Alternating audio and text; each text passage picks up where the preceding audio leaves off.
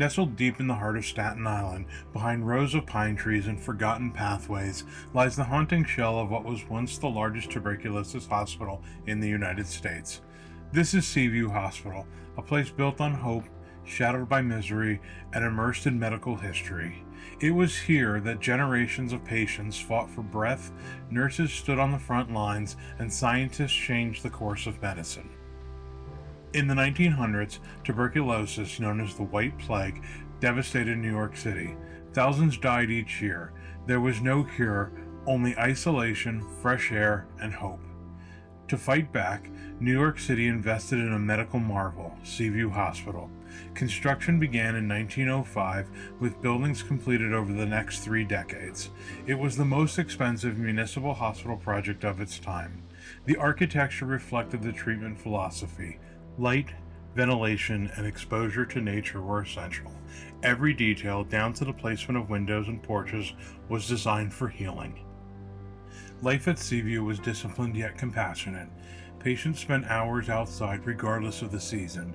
Rest, nutrition, and fresh air were considered medicine.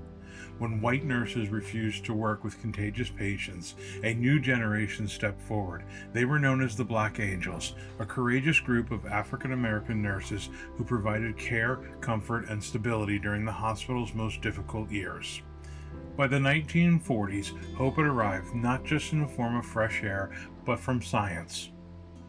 Seaview became the site of historic clinical trials for streptomycin and later isoniazid, helping to usher in the antibiotic era and the beginning of the end for TB as a deadly epidemic.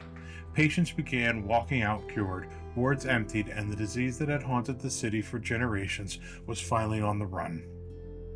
As the need for TB treatment declined, Seaview's purpose faded.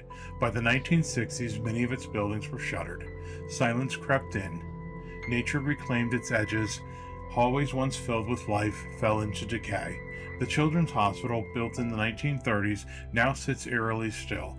Beneath it, a labyrinth of tunnels, once used to shield patients from the cold, now echoed only with the footsteps of urban explorers.